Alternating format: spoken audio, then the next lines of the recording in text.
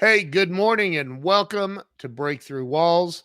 I'm Ken Walls and I'm your host. And today I have a very special guest. I literally did a cold outreach to this guy. I was watching something on YouTube. His video popped up recommending that I watch this. And he's at a town hall meeting, literally annihilating these idiots on the town council. And I was like, oh my God. And he's an attorney. He's here in Texas. He's a just badass. You're not going to believe this guy. Do me a favor and share this out right now because America needs to hear this guy's message and I need you to help me share it. So do me a favor, share this out. Stay with me. We're going to have CJ Grisham on in just a second. Stay with me. We'll be right back.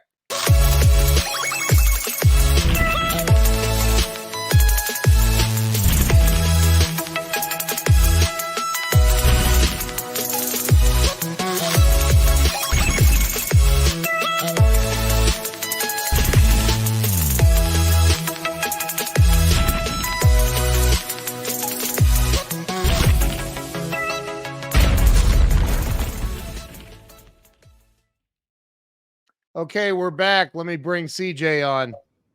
CJ, welcome to the show. Hey, thanks, Ken. How are you?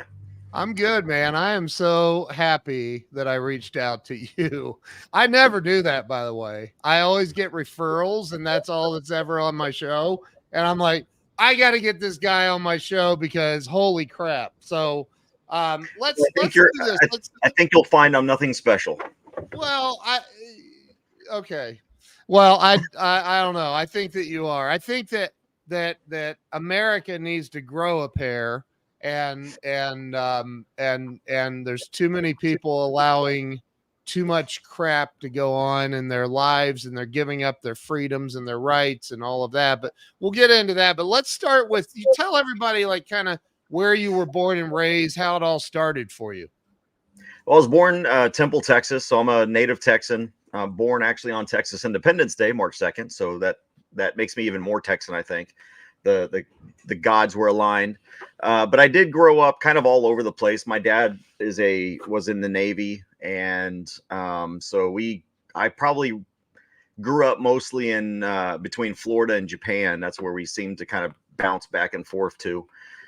But I did spend all my summers here in Texas working on our family farm, and so I never really lost being a Texan, even though I didn't really grow up here. After high school, I graduated high school actually in Japan, where I met my wife, and went into the Army shortly after that, and spent 21 years in the Army, retired as a first sergeant, and became a gun rights activist. Back in 2013, I got falsely arrested for carrying a firearm while I was hiking with my son, helping him earn a merit badge out in the middle of nowhere. And I got arrested because a cop tried to disarm me, and I fought him over it.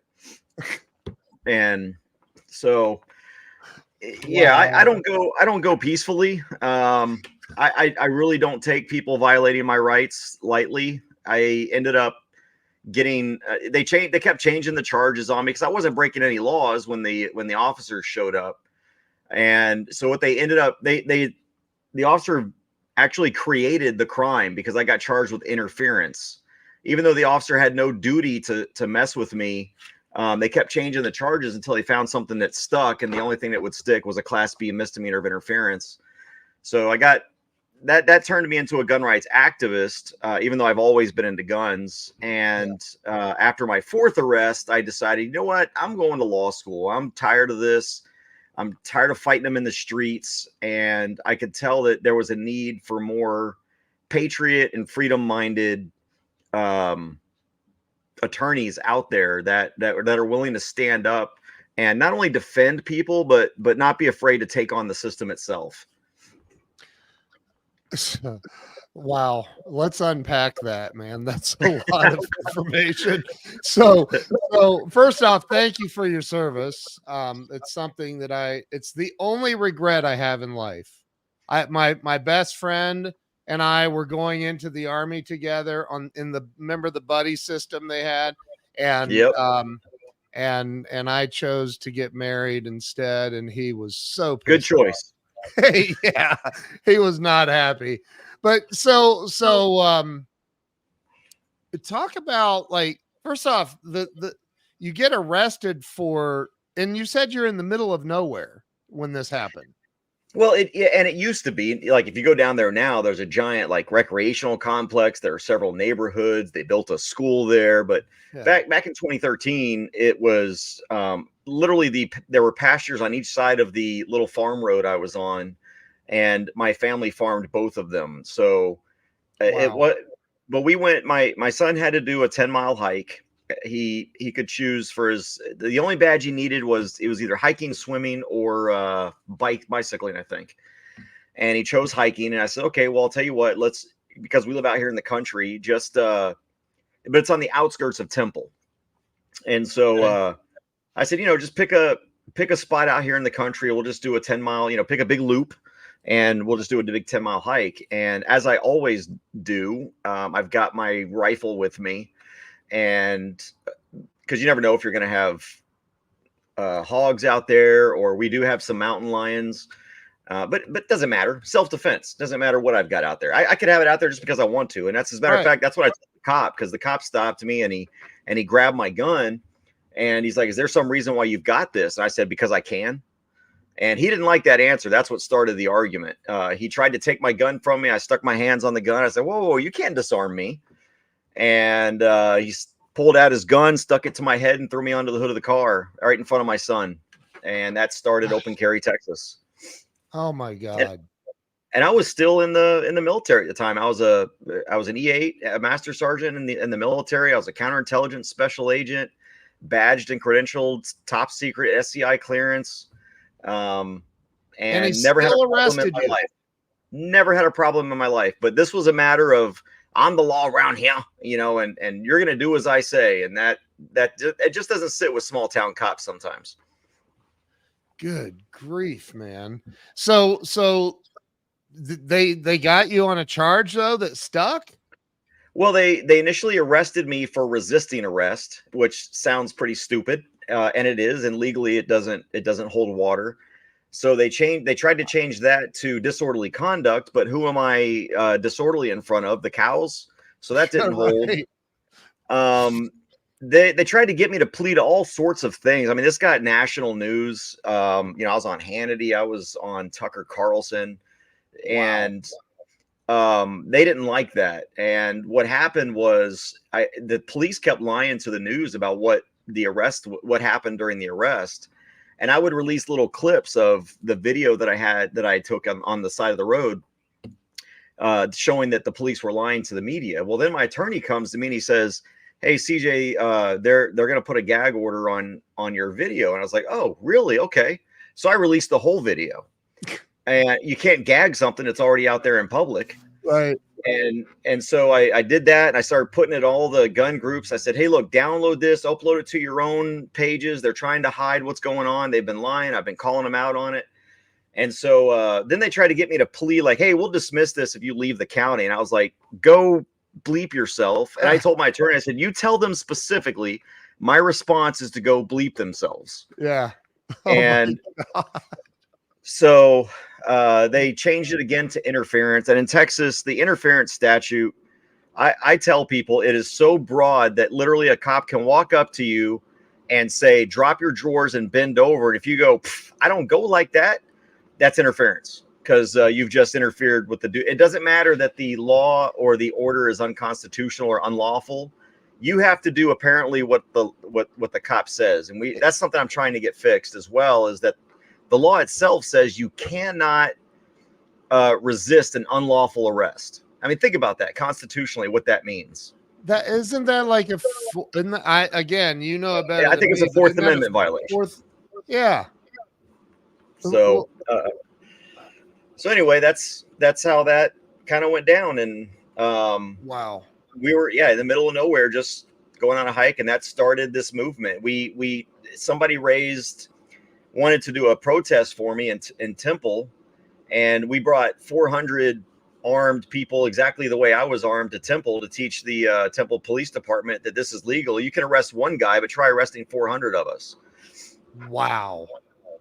With what, 2 cops in the whole town? Oh no, they brought in the ATF, they brought in the What? FBI, the sheriff's department was in there. Man, they had snipers on rooftops and everything. And this is Texas, 2013, Temple, Texas. God. And but now everything's fixed. We successfully beat them into submission, and they know what our rights are now. So okay, so that's in a small town, Texas. I mean, one of the reasons that I moved to Texas is freedom. It appears to have more freedom than most other states. We'll talk about the border thing here in a minute too, but because Texas has a border, I think everybody knows that. But so you were not an attorney at the time, right? I never even thought about being an attorney. My job was to go into corporate security. That's what I wanted to do. I wanted to protect corporate secrets, because that's what I did in the military. I protected classified information. I investigated and tracked down spies, prosecuted espionage and sedition and treason and all that kind of stuff. And that's what I did for a living. And of course, the natural progression out of the military would be to go and protect proprietary secrets of companies and find out, where are the weaknesses of these companies, how can they protect their information better.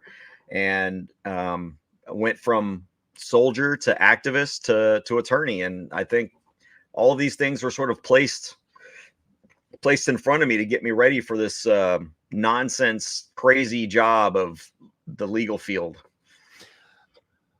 And my 13-year-old daughter says all the time, she says, when I grow up, I'm going to be a rich attorney.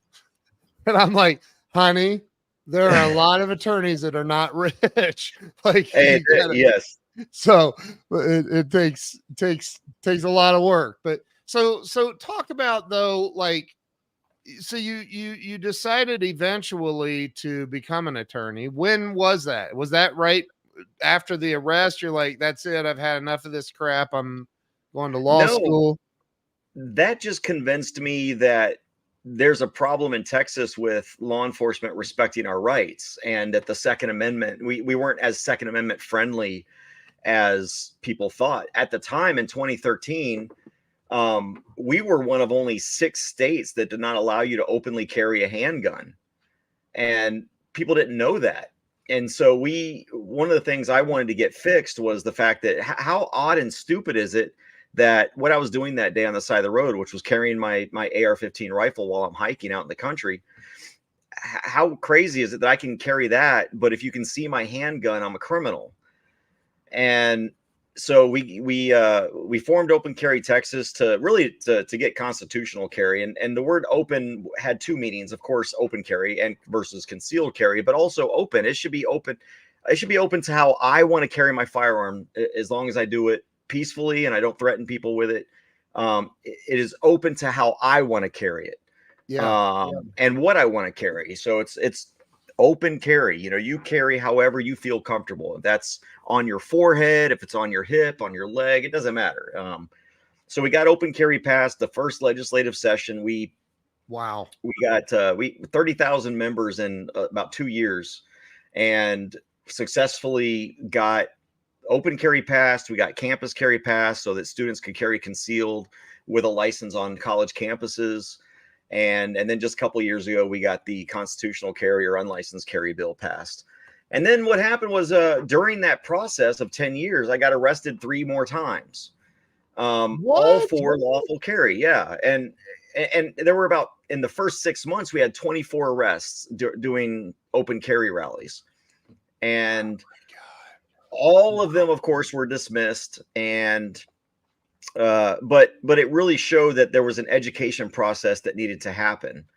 And we did that through activism. Well, we were doing one event. I got contacted down in Olmos Park, which is like a little suburb of San Antonio, where the police down there were constantly putting people on the ground face down at gunpoint because they were openly carrying a pistol. And so they told me about that. And I'm like, okay, I'm going to go see what's going on down here. And I called the chief and he's like, oh yeah, we know open carry is legal. I'm like, then why are you arresting these people? Or why are they're not even arresting them. They're just ordering them on the ground at gunpoint, identifying them, giving them stupid lectures, and then moving on. And so I took a group down there of veterans because I knew if they're pointing guns at people, I'm going to need veterans that understand, not to freak out when you're under duress. And we did a little open carry event down there. And within minutes of showing up, the police show up there at gunpoint, ordering one of my friends to get on the ground. And he's just like, what have I done? What crime am I committing? Get on. What's that? Are you right there with him?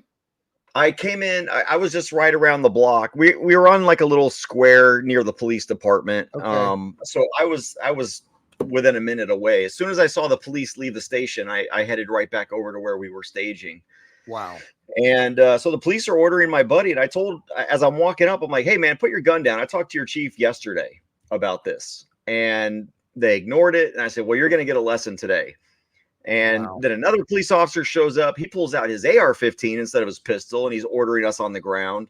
He's ordering me to move away, but I have every right to be there. Nobody's breaking any laws. So they eventually there were probably 4 or 5 other officers, and then the chief shows up, the one I had literally talked to the day prior. And I asked him to essentially, look, chief, we talked about this. You need to get your cops under control here. And instead, he ordered someone to try and arrest me. And so I'm backing up. I've got my hands in the air, and I'm backing up from this police officer who's trying to grab me. I'm like, don't touch me. Don't touch me. I'm not breaking any laws. You have no right to touch me. And the chief tases me in the back. And I fell flat back, barely missed a curb by like just inches, cracked my head open on the concrete. I don't remember much, but everything was on video. I ended up getting charged with felony assault on a peace officer. Never touched the guy. Thankfully, I had video. Oh my because God. I'd never been charged with a felony before in my life. That was the moment I realized, going through that process, how much our justice system is messed up.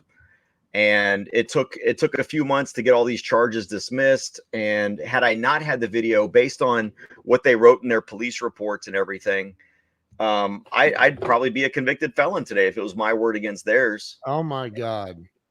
So that's when I decided, you know what?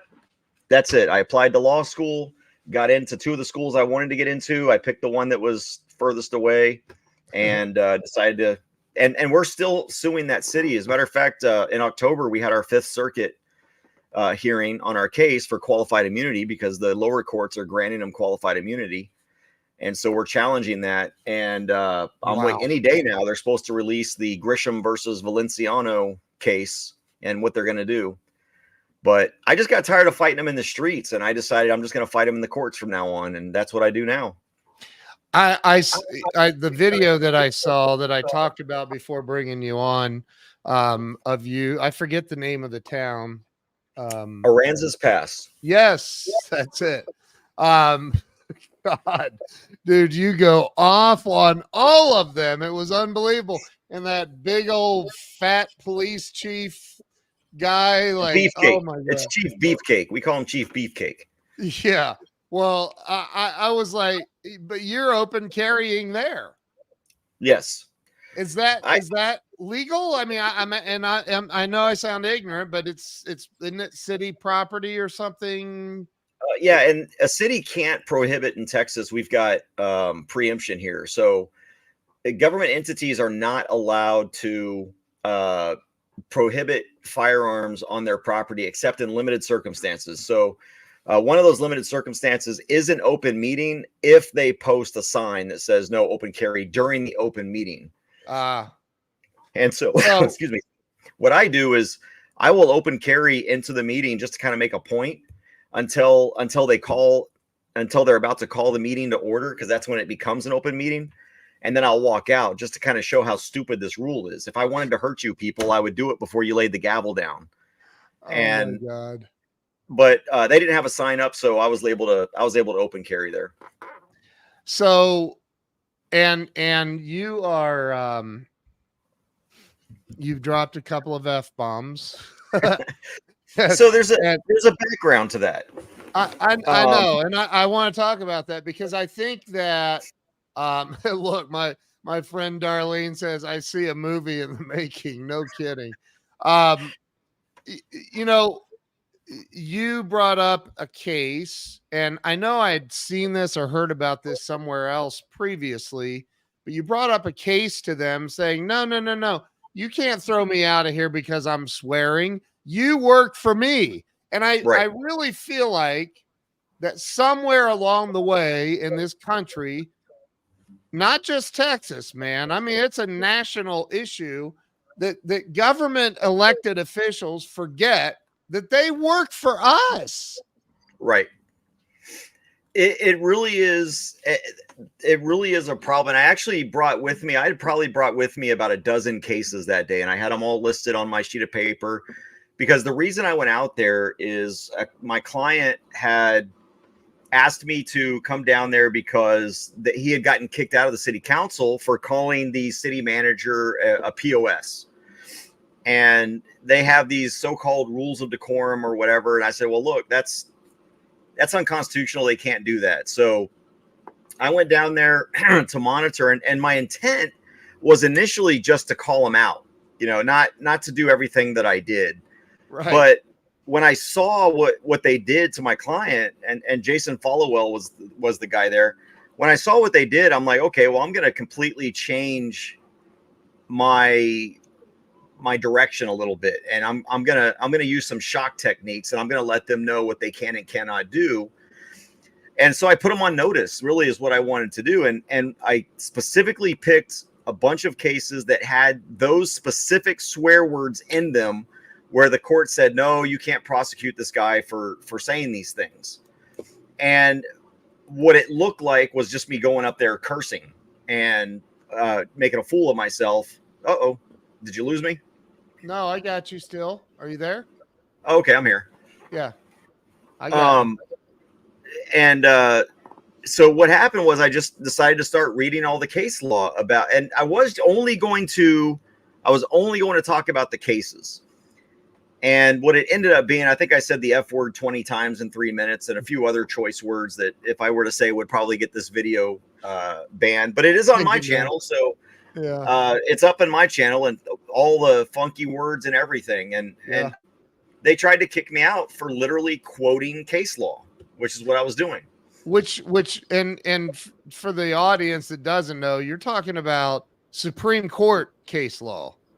Yeah, this was Supreme Court case law. It was Fifth Circuit case law, which applies to Texas, and it was Texas case law that applies to Texas.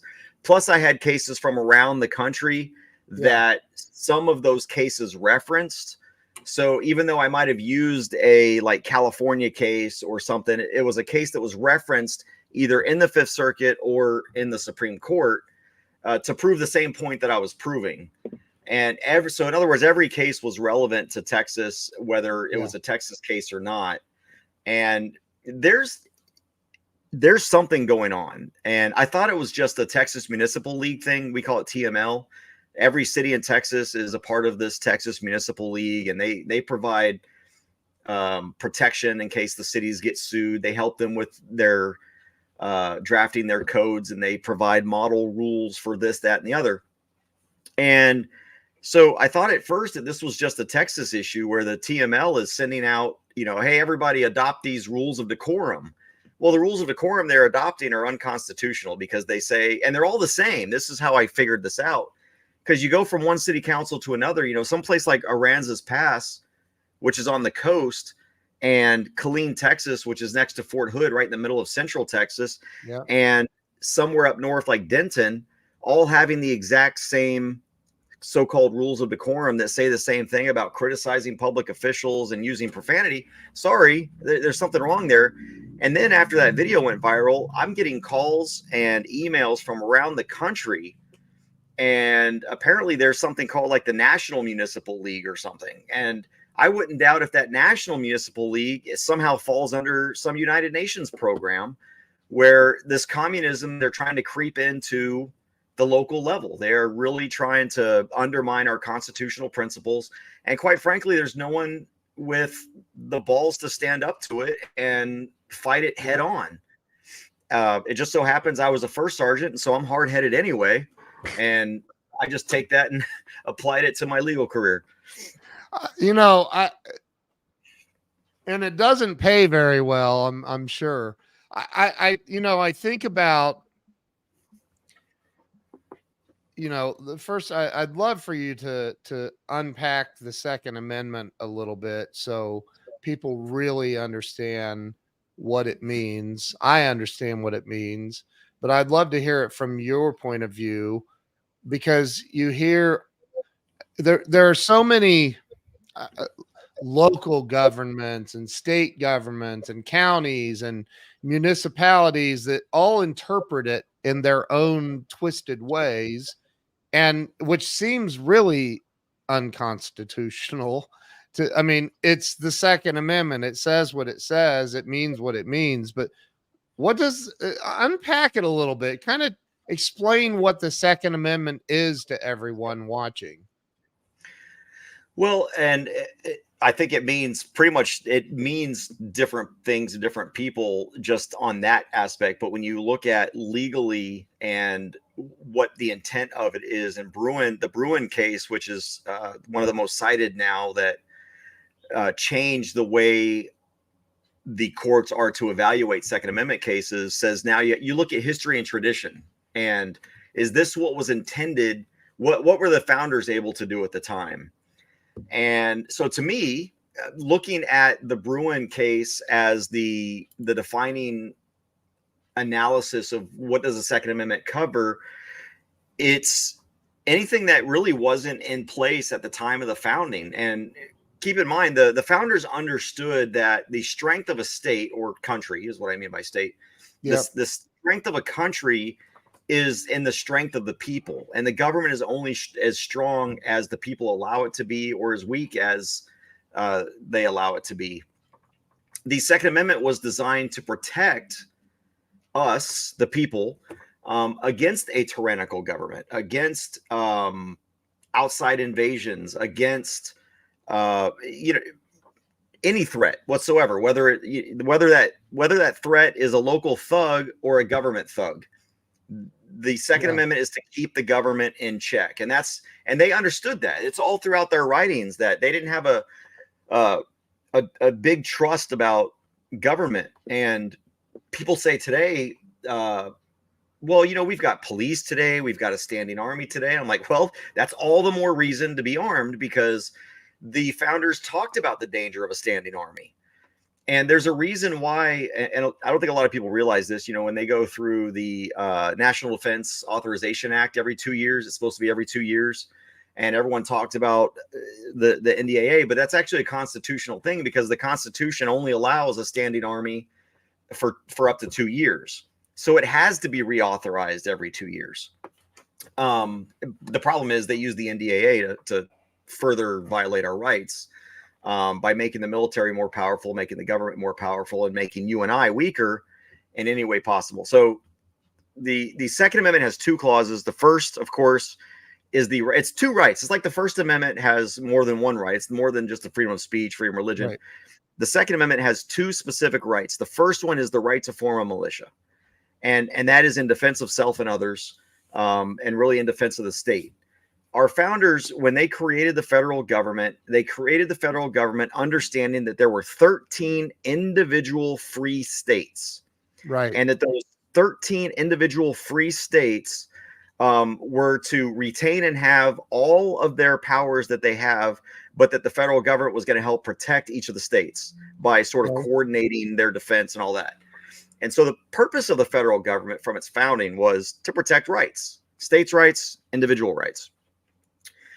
We've lost that, because now we've got we've got all these agencies now, these unconstitutional agencies. We got all these police forces everywhere. Where you're sitting right now, probably, I don't know where you're at, but there's probably North Texas.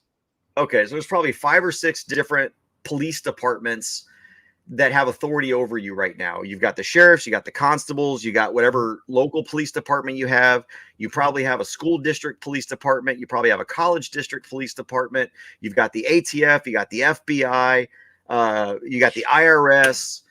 you got the Postal Service inspectors, all of these police agencies that have the ability to make your life very difficult. And so the first clause of the militias was to really try to prevent all of those type of agencies from essentially doing what they did up in Waco and Ruby Ridge, which is murder its own citizens. The second is the individual right to keep and bear arms. And that's what the Heller case brought out, was that, yes, you have an individual right to keep and bear arms. And then the McDonald case was, and you definitely have that right in your home. So if you have a right to defend yourself, you have a right to defend yourself. And you look around the country, look what happened when, sorry about that, if you can hear the train. It's all right. I can still hear you. Okay. It fits with the whole out in the middle of nowhere, Central Texas thing. I love it. But in Ukraine, they had to start handing out guns to civilians because they needed to defend themselves against this invasion. You look at the IDF right now. The IDF is considering issuing anti-tank weapons to citizens. I love that. You ask me what's your version of the Second Amendment, and I want to pull open my garage door and show you a tank. That's what I think I should be able to do. Now, I can't bear, there's an argument. Well, can you bear a tank? No, I guess I can't, but I can keep a tank. And it says keep and bear arms. So I think that's the part that we always forget, is the keep part. Right. So you're not really allowed to drive through town in your tank. Well, you could if you could afford one. Oh, got it. You actually could, I think, but then you're probably going to get a bill for jacking up the streets. Right. So what are some of the, as an attorney, you have clients, I'm assuming. Yes. What is your, who's your avatar? Who's your client? Not who specifically, obviously. Yeah. I focus my firm on really three things. I call it civil rights, and I call it innocent defense, and then I do a little hodgepodge of other things as well. But my avatar is a person who just wants to be left alone and free, who believes that the Constitution says what it says, and that government should stop trying to erode it or infringe upon it. And that happens all the time. So I focus mostly on First and Second Amendment issues and Fourth Amendment, because the Fourth Amendment's always implicated here. Yep. But really, what I really like to do is help people who have been wrongfully convicted or not convicted, charged. And a lot of these times I call them pop crimes, which is pissing off the police. Yeah. So, a police officer comes up to you and says, "Hey, let me see some ID." And you're like, no, I don't have to show you my ID. And they arrest them for something like interference or resisting or whatever. They heck, in one case, there was a group of I had a group of clients. There's about 4 of them, and they went around, they filmed police and their daily duties. They didn't get involved. They filmed to make sure that everybody's rights were protected and that nobody got hurt. They ended up charging these guys with felony conspiracy to commit violence or something like that. Wow. But because there were 4 of them, they charged them with a conspiracy, which made it a felony. And they're trying to allege that by filming them, they were conspiring to assault them. And they converted that First Amendment right into a crime. So those are the kinds of things I like to take, where, the police just get butthurt because, and not all police are like this. Right. The bad cops make the other 20% look bad. So yeah, that's what I like to say. And then I try to help those people. And then, of course, if there's a civil angle involved, once I get rid of their criminal charges, I start going after on the civil side.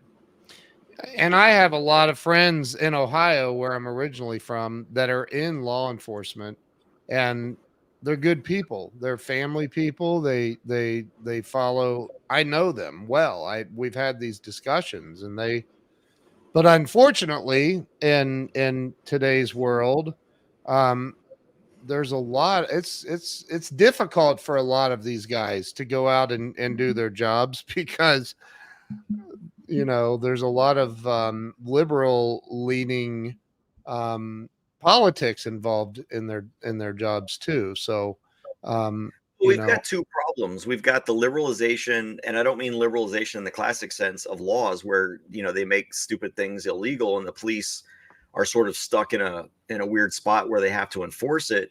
But I would say the problem is also on the conservative side, because the conservative side blindly, they just blindly follow law enforcement, back to blue and all that. yeah, And what I tell people is I don't support law enforcement. I support a law enforcement officer. I'll support yeah, law enforcement officers. I'll support good cops. yep, But I don't blindly support anyone in government. I don't care if you're law enforcement or you're the president. yep, No one in government, and I come from government, no one in government should be trusted. Especially when you've got a clearance and you know the kinds of things the government is capable of. I will never trust the government because I saw what the government can do. Thankfully, I never did it myself. My first 5 years in the military, I was a Spanish linguist and I worked in South America in the drug war, and I hated it. I absolutely hated it. And that's what turned me off of the drug war, was the kind of nonsense that's going on in South America, Central America, and really here in the country. We're creating violence. We're creating criminals when there are people who are actually hurting people. And the current policies are making it to where, because these things are unregulated, they're dangerous and killing people as well. So, I mean, I come from law enforcement, and I have learned when you get arrested 4 times and there's about 32 officers involved in those 4 arrests, and not one of those 32 stood up and said, whoa, whoa, whoa, this guy's not doing anything wrong. All they did was back each other.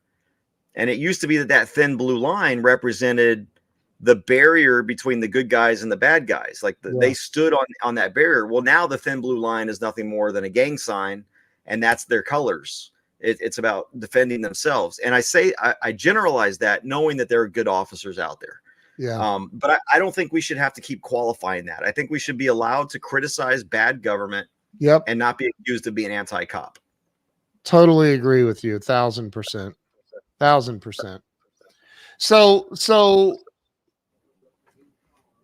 you, I mean, what's next? I mean, that's such a generalized question. Look, we have a serious problem going on right now in this country.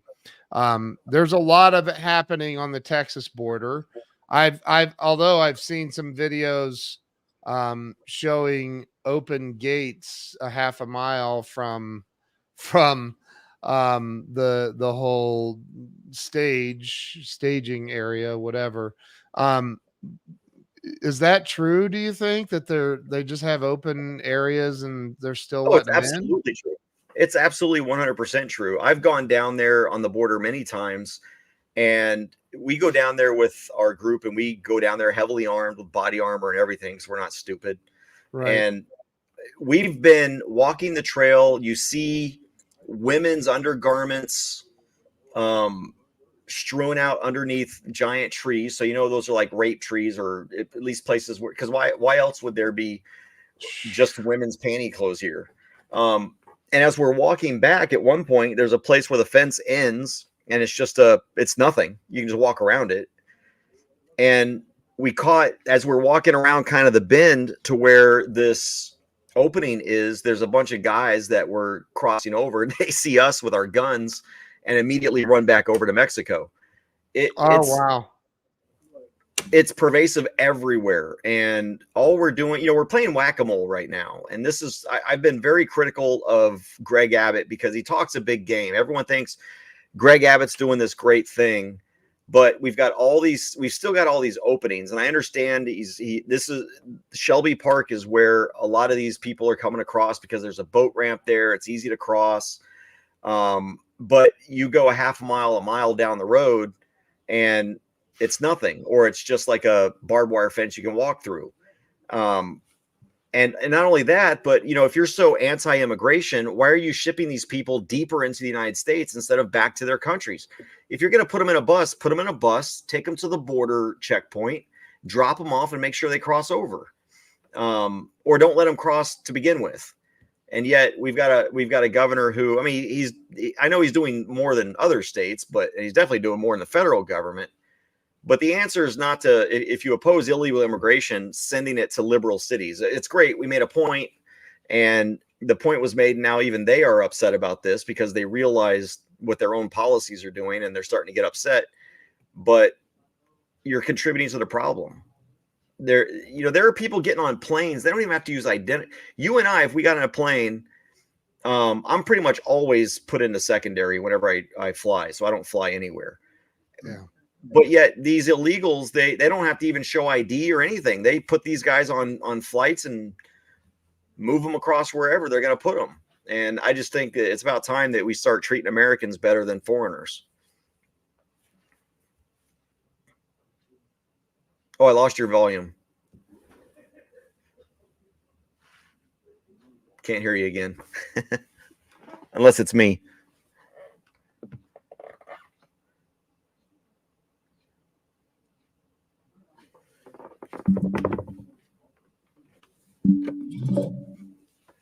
Let me make sure that Now. There we go. Now I got you. I think the once we started talking liberal stuff, they decided to mess with us. I agree about the send them. We got to send them back. I was having a conversation at an airport with a couple of pilots. I won't even mention the airline, but they were sitting there getting ready to take a jump flight or whatever they call it. And I was having a conversation, and they said that the airline that they work for, their primary job is there's like 16 flights a day going out of, I believe, San Antonio or somewhere down in southern Texas, taking illegals back to various spots. I don't know how true it is, but these two guys were just regular guys that are definitely Second Amendment supporters. So I don't know. There's a lot of that's the thing, man. Especially with, I mean, I grew up in the 80s, 70s and 80s. You didn't hear about this stuff back then. Like, I grew up in the 80s, 70s, 80s. Can you hear me okay?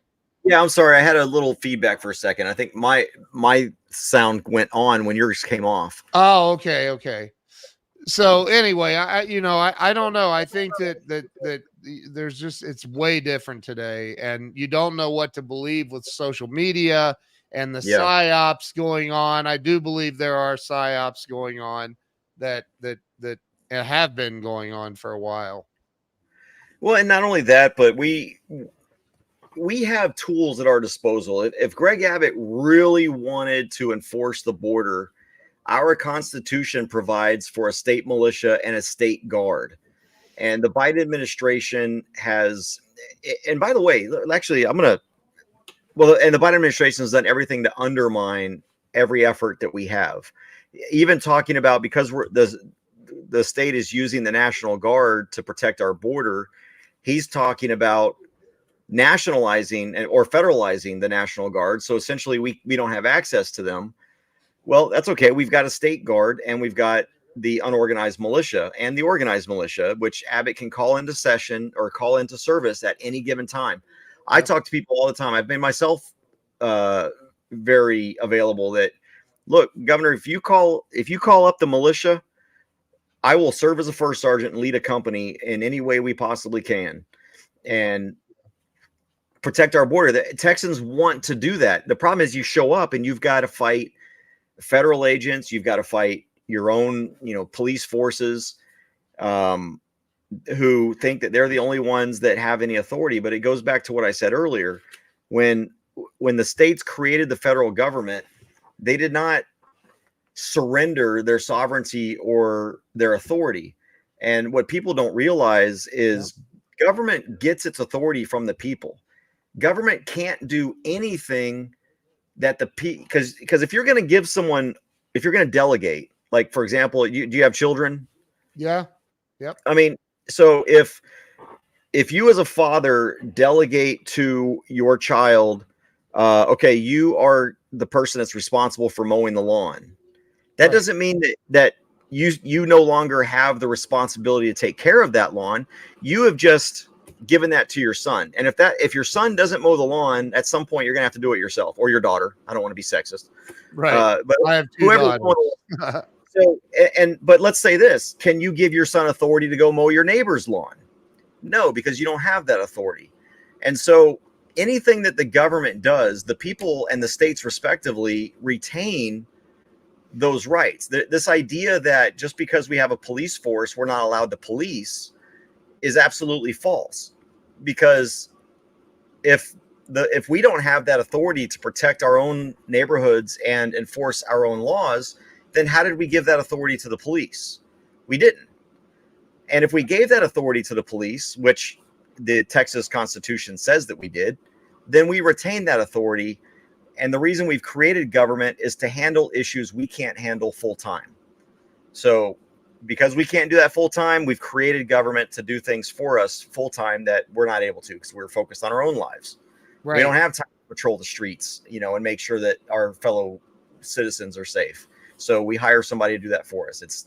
I don't have time to mow my lawn, so I hire somebody to mow the lawn for me. It's the exact same thing. And we vote to decide on who we think is going to be the best person to do the job we're assigning to them. Right. And that's where I watch some of these things. I see some of these things. I don't watch television. I talk about not trusting. I don't trust a single thing coming out of the news on television. But I think about the people that just roll over. I mean, there are people who've been through the same thing you went through and just accepted it as their fate and didn't fight back. Probably the biggest percentage, I would say, didn't fight back. Well, and the reason for that is it's expensive. When we fought our case, my first case, the one I was just walking down the road minding my own business. Yeah. And of course, we lost on qualified immunity grounds. We went to appeal. We lost at the appellate level, but we just could not afford to keep going and fighting this issue and proving that, look, just because someone makes a phone call, when you show up and you see that no crime is being committed. Oh, and by the way, one of the reasons they were able to later justify, because I did get convicted in that very first case in 2013 of interference. But like I said, it's a very broad, anything can be interference. And I only got a $2,000 fine. Thankfully, I didn't get 6 months in jail. The jury realized, okay, you might have broken the law, but you don't deserve to go to jail over it. But the way that they justified it, because we were challenging whether they could even stop me, was I was so-called walking down the wrong side of the road. We're in the middle of a country road. It's not even, you can barely fit two cars down this road if they were passing each other. And at the time that the officer stopped me, we were walking on the right side of the road with the traffic behind us. And apparently there's some obscure Texas law that if there's not a sidewalk, you're supposed to walk down on the left side of the road facing traffic. Okay. And that's what they used as their bogus probable cause, even though it was never mentioned by the officer. It was never mentioned in the police reports. It wasn't mentioned until we filed our motion to suppress, because there was no crime being committed, that they brought up this goofy idea. And so, we wanted to fight that and say, this is not, first of all, we're in the middle of nowhere. And second of all, that's not what they stopped us for. Nowhere, anywhere did the cop ever mention walking down the wrong side of the road, or even what side of the road I was walking down altogether at all. So we just couldn't afford to keep fighting that. And we ended up eventually having to drop it. So that's really the problem. I think a lot of people want to fight back, but they can't afford to. And that's where I come in. I'm not doing this to get rich. I do this because people need to be able to afford an attorney that will fight for them. And unfortunately, too many defense attorneys are what I call plea attorneys. They want to take your case, take your money, get your plea, move on to the next guy, take his case, take his money, move on to a plea. Yeah. And these are innocent people whose lives are affected. And a lot of times, even public defenders, to make even more money, what they'll do is they'll keep pushing off the hearing. You show up, come back in 30 days, show up, come back in 30 days, show up, come back in 30 days, because they're trying to get as much money out of you as they can and then after about a year, you might get a plea deal.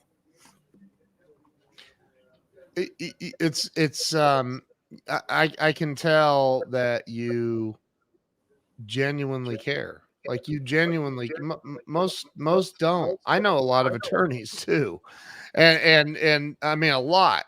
And I, I mean, it seems to me that you really genuinely care about people and the Constitution. And that's I got to bring up a comment. I want to get your opinion on this. RAS Illusion says, "Here's another power we have as people. We can scrap the entire Constitution, all case law, all automatic spending, all federal government agents unfunded, if we want to." Is that true? Well, if we wanted to, but the people don't really have that will. And I would say I'm not a no government guy. I'm not a anarcho-capitalist or anything like that. I do believe in very limited government. Yes. Because, as I said, I don't have time to go around it and make sure that people are prosecuted who break into someone's house or who steal or who kill or who injure others. And I fully believe that really the only true crime should be a crime where the rights of someone else have been violated. I believe I have the right to do anything I want to do with my body, with my life, as long as I don't interfere with that same right of someone else. It's that non-aggression principle that us little L libertarians have, that, look, just mind your own business, leave people alone. But when someone does do that, when someone does use their autonomy to invade the space or the rights of another person, well, I don't have the time. And really, in many cases, a lot of us don't have the ability or the knowledge to enforce the consequences of invading those rights. So I believe in a very, very limited government. And unfortunately, we don't have that. The Constitution initially was great. The problem with it now is when the Bill of Rights was being debated, one of the worries of our founders was, hey, look, if we do this, this is why the anti-federalists were kind of against it or demanded it, was if we do this Bill of Rights, well, then government is just going to assume that these are all the rights we have. And that's why the 9th and 10th Amendments were added in there, because we're going to enumerate probably some of the most important ones, but we're going to create the 9th Amendment because that means that shows that these aren't the only rights that everybody has. There are others. For example, when I chose to wear this hat, I have a 9th Amendment right to choose what hat I put on my head, what shirt I'm going to wear. Those are rights that I have. Just if I want to walk backwards down the street, I can walk backwards down the street because the 9th Amendment protects government from saying, no, you need to walk forward or sideways. When you need to breathe so many breaths or whatever. And I think the 9th Amendment, this is what I really want to do with my law firm, is really, there's no case law on the 9th Amendment right now. Wow. And what's interesting is, and this isn't what I believe, I'm 100% pro-life, probably militantly so pro-life. But let's just say there is a right to abortion. Guess where that would be? It would be under the 9th Amendment. These rights that everyone's arguing, they're arguing the wrong things. And but I don't think there's a right to kill your child, because now you're affecting the life of someone else. But anyway, we won't get into all that. The fact of the matter is, we've got to get back to defending, and the Constitution is important. This is the point I was trying to make. I don't want to get rid of the Constitution because, as written, it's supposed to do great things. It protects the government. If you abolish the Second Amendment, that doesn't affect my right to keep and bear arms. It just makes it easier for the government to die trying to infringe upon them. And the Second Amendment is there to protect the government from us. That's the point. And what I mean by that is, if you violate us, we've got the Second Amendment to defend ourselves with. Yeah. And so it doesn't give us any rights. We don't have the right to free speech because of the Constitution. The right to free speech is protected from government because of the Constitution. The right to religion is protected from the government because of the Constitution. The right to assemble, the right to a free press. And by the way, a free press doesn't just mean ABC, NBC, CNN, Fox News. It means you and I pulling out a camera and recording what our government officials are doing in public, because that's important that the people understand what their elected officials are doing. That's why I was recording when I went to that city council meeting and laid the F on them. Which is a beautiful video. Everybody should go to your YouTube channel and check it out, because it's powerful. And I just think that how many other that you're aware of, how many other attorneys, people that are licensed attorneys, are there in this country doing the same thing you're doing? I don't think there's any doing what I'm doing. It doesn't make me special. It just makes me dumb, because I risk my license every day. Because I'm not your average attorney. And there's this idea, I think, in the legal field, because I hear it all the time. Oh, you make the legal field look bad. Why? Because I've got very forceful opinions about things. Right. Since when did attorneys we were not allowed to fight for our constitutional rights in ways that made people cringe? When did I, just because I became an attorney, lose my right to speak my mind? Why can't I speak my mind? I understand that when I'm in court, that there's decorum rules and there are ethical rules that I have to follow, and there are ethical rules I've got to abide by in order to defend my clients. But since when do I have to wear a suit and tie to work every day to be a good attorney? Since when do I have to say please and mother may I when I want government to do the right thing? Right. And there are just some government officials that I can go to a city council and I can say, please don't do this. And they'll look at it and go, you know what? He's right. We're not going to do that. But there are some government officials that I have to go there and I say, look, you effing effers, don't do this, or I'm going to be up your effing a-hole, and that's the only thing that gets their attention. Right. I love that, man. You really, and he really does do that. He's not playing. And the shock and awe that they are all in is what's hilarious, because right, you literally told the mayor, they couldn't believe it. I didn't hear this at the time, but when I was down there in Aransas Pass and I was going through my litany of words that I can say and they can't do anything about it, I heard on the microphone one of the city council women. She's like, oh, heaven mercy, and I was like, oh, okay, I guess she didn't like that word. And the problem is that the fallout from that is people are missing the point. Yeah. Oh, CJ, you shouldn't be so uncivil and you shouldn't use such profanity, and that's not very professional on your point. I'm like, whoa, stop. You know what's really unprofessional? Violating people's First Amendment rights, forgetting that you work for these people, that you think you can't be criticized. Get off your high horse. Yeah. Maybe one of the things we need to do is pass a law in this country where if you're on a city council, your dais can't be above the people. I think instead of having raised daises for these city councils, we need to put them in a pit so they realize that we're above them, not the other way around. They get this high and mighty attitude sitting up there on their little platforms. Yeah, dude, you're so right. Sorry, I just called you dude. But no, I'm a dude. I'm good. You seem like a dude. No, I mean, like, oh God. I mean, I could go down so many there, like the mask mandates. I remember I was speaking at a conference here in Dallas. I lived in Ohio, and I didn't wear a mask. I like to breathe. And so I wouldn't fly because of all that BS. And so I drove to Texas to speak at this event from Ohio, 16 and a half hour drive. I stop. I'm going through Illinois, unfortunately, and I stop to use the bathroom at a gas station. And this girl's like screaming at me, waving a mask at me. Sir, you've got to wear a mask. I'm like, nope, you do. And I kept walking.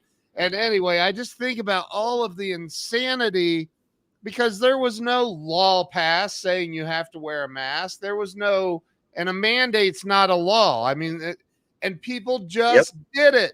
And Ted Nugent, there's a video of Ted Nugent talking about, we won't go too far down that hole, but he's like, bah, here's how your people might understand. Bah, you know, and Yeah. it blows my mind, man, that people just give up their rights, give it all up Well, and and listen to CNN.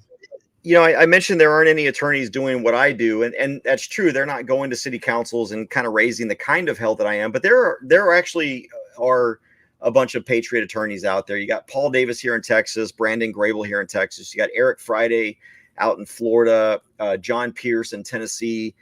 I mean, they're out there, Yeah. and we're slowly. There's an association called Frontline Attorneys that's starting to sort of pick up and find people like us who are willing to take that stand. And here's the thing. I don't do this to protect my license. I am not beholden. I have rules that I will follow. I have ethical rules I'll follow. I will always follow the law. I will do what I'm required to do ethically, but I'm not going to not do something because I'm worried about my license.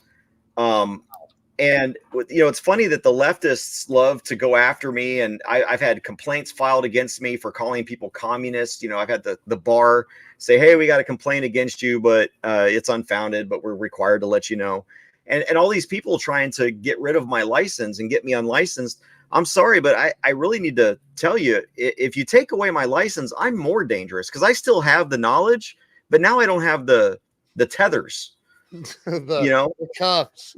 I don't have so Right. I'm actually more tame having a license than not having a license. So the left should probably think about that before they decide to try and take away my license. But I try to help people. Actually, I do. I help people who are being wronged. And almost every case I take is what I call low bono. It's much less than what any other attorney charges, because otherwise they wouldn't be able to afford justice. Right. And it feels good when you only get $1,000, but you're able to get a felony out from over someone's head. And when you're charged with a felony, you lose your right to keep and bear arms. You lose your right to vote. You can't get any loans. You can't go to school. I mean, there's so much you can't do just because someone accused you of a felonious act. And so it feels good to be able to get rid of those charges for people. CJ, we've gone over, and that's okay. It's my show and it's the internet, but I could talk to you all freaking day long. You're in my opinion, you're a true American hero, and I know you don't feel that way, but dude, what you're doing to help people and fight for our freaking rights, man. It kills me to see so many people just give up their rights and roll over and take it. And it's like, what are you doing? Like, this is a free country. We still have a constitutional republic, and people need to understand that. And it's guys like you that are out there making this shit happen, man. It's amazing. The problem is we don't teach civics anymore. We don't teach government anymore. And that's all by plan. Yes. And we've got generations of people now who, when you go to a city council meeting and you say what I said, I'm the problem, not the problem I was addressing. You should just be nice to these people. I'm sorry, but should we have been nice to Hitler too? Right. I mean, at what point do tyrants deserve respect? Zero. And whether it's a micro tyranny or a macro tyranny, tyranny should not exist, and it should be opposed at every level. And people say, "Oh, CJ, you need to pick your battles." I do pick my battles. And my battle I pick is between right and wrong, not levels of wrong. If it's wrong, it's wrong. You let the little things slide, they're going to do bigger things. And next thing you know, we're getting rounded up again because we're Japanese and going to war with Japan or something. We can't allow our history to repeat itself. The only way we're going to prevent that is by taking a stand. Wow. Okay, so where does everybody go to follow you? And do you accept donations to your cause?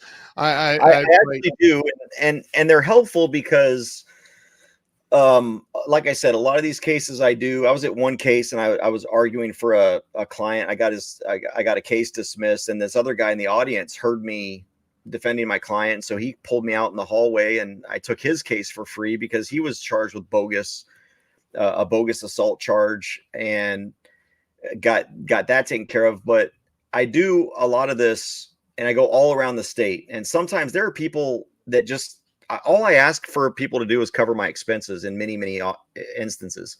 Unfortunately, some people can't afford that because Texas is a big state. And if I'm driving 5 hours one way, I'm probably going to have to get a hotel, and you've taken a whole day away. So I have like Cash App, which is CJ Grisham, $ CJ Grisham. I've got Venmo at CJ Grisham, PayPal, CJ at CJGrisham.com. And that just helps me. Is all of that on your website? It is. It's not on my formal website, but it's on my YouTube channel.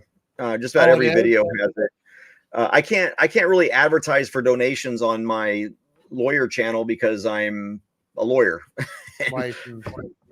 But I am looking at setting up a nonprofit to where, people can, it's a little bit easier to track as an attorney, and maybe just do kind of a foundation that helps me with these kinds of things. But for now, you can go to cjgrisham.com. If you can't remember that, you can go to isuebadcops.com, texas2aattorney.com, lawyerforliberty.com. I've got all kinds of different websites, but they all go to the same place, which is cjgrisham.com. And you can get from your website, you can get to your YouTube channel, your Twitter and LinkedIn and everything. I see that. And I need to type that in the comments for me. But put the www in front of it so it's clickable from the comments. www.cjgrisham.com. Please add that to the comments so people can click on it and easily get to it. And at the top, you can access as YouTube, Twitter, LinkedIn, everything. CJ, man, you are you're one of my new favorite people. I'm glad that. I'm really grateful that video came across my YouTube feed, and I saw it, and I'm like, I literally just sat here going, this dude is a badass. I got to get him on my show. Like, wow. So I'm just a hardhead. I tell people it's not that I'm a badass. It's when you survive combat, you're not afraid of anything anymore. I think that's my problem. I just don't have the fear I'm supposed to have. Nothing scares me. For two reasons. One, I believe in God. God's got he's got my back. And when I'm ready to go, he'll take me whenever that is, because I should have been dead 3 times already. And it's CJ Grisham with an A, by the way. Thanks, Jill, though. I appreciate that. Oh, that's my wife. Yeah. CJ Grisham with an A. That's fine. I appreciate the support, but I'm just that version of it too, and make sure you redirect it. Oh, I should, yeah. So in case people type it in wrong, but right. We just need to stand up, ladies and gentlemen. If we don't have freedom, everything else in our lives is meaningless. It's over. It's over. Like, people don't get it. I literally had this conversation just the other day with somebody. I'm like, when you see, whether it's all an act or not, I don't know, but I do know that 9.5 million illegal people have entered the United States in the last 3 years. Many of them, many thousands of them are on terror watch lists. Yes. That's a problem. That is a problem, but I also want to kind of preface that with, I'm probably on a terrorist watch list. So don't trust when the government tells you somebody's on a terrorist watch list, because one of these days you and I are going to be terrorists. That's what they're going to label us as. God. Wow. CJ, you're awesome, dude. You're awesome. Everybody that's been watching, that's on here, my buddy Nick's on here, please share this out. And this isn't just for CJ. This isn't just for Texas. This is for the United States of America. It's for all of us. It's our fundamental rights that the founders of this country, the Constitution, they're being eroded on a daily basis illegally. Yeah. Illegally. And not only our rights, but the powers under Articles 1 and 2 that the government have been exceeded.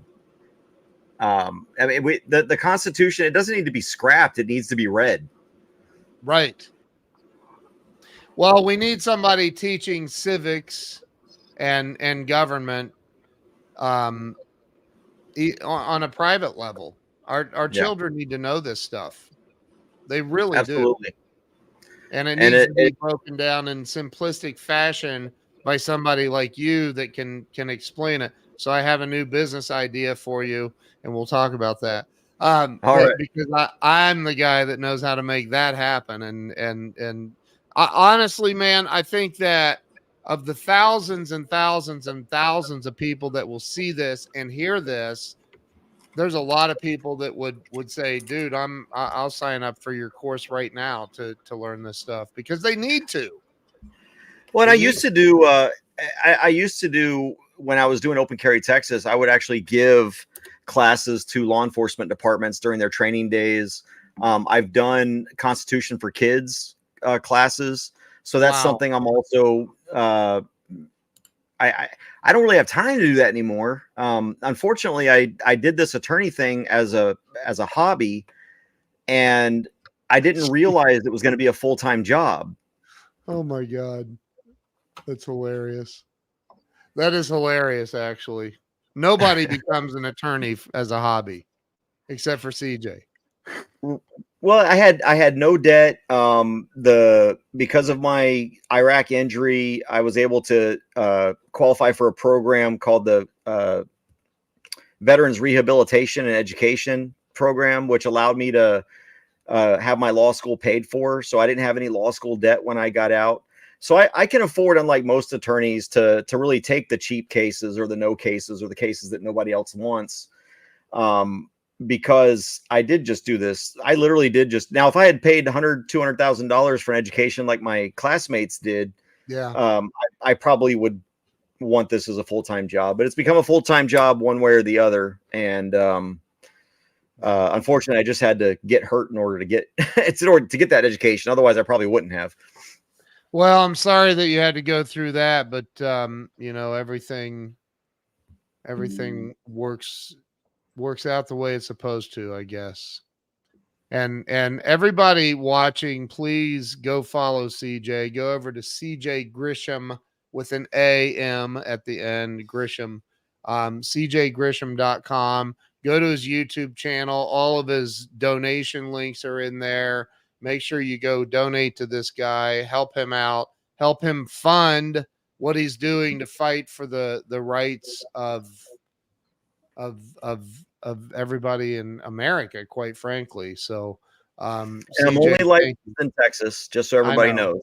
I can do federal cases in other states, but it gets expensive because I've got to have a sponsor attorney and a lot of attorneys. This is the other problem. Even if I would do all the work, like if I wanted to go to Tennessee and unless I know somebody, oh yeah, I'll sponsor you, but it's going to cost, you know, I got to pay them a fee for them to sponsor me, because the attorneys, they only care about money, not, hey, the reason I'm coming to Tennessee is because you won't take this case of somebody being wronged. So I have to come to your state. Now you're going to charge me to help one of your citizens? Go pound sand. We need more patriots to go to law school. Amen. Wow. So, dude, yeah, I think we can do some more stuff together and get your word out. Because I have a big mouth. I've been accused of that, at least. So, well, Ken, you've given my website. My audience wants to know, what's your website? KenWalls.com. There you go. Can find everything about me at KenWalls.com. This isn't about me, so I appreciate that, but you man, dude, you're unbelievable. I'm so grateful you came on today. So I am going to end the live stream, and man, thank you. Seriously, thank you. And just remember, for all y'all out there, guns don't kill people. Alec Baldwin kills people. All right. Just in case there wasn't enough to get this shut down. Oh my God. You are incredible, man. Everybody make sure Thanks you go for to having me. CJ. Yeah, thank you for being on. And stay with me. I'm going to end the live stream, but stay with me. And everybody go over to cjgrisham.com and check out his website. Follow him everywhere and donate to everything that he's doing. CJ, thank you again. I appreciate you, brother.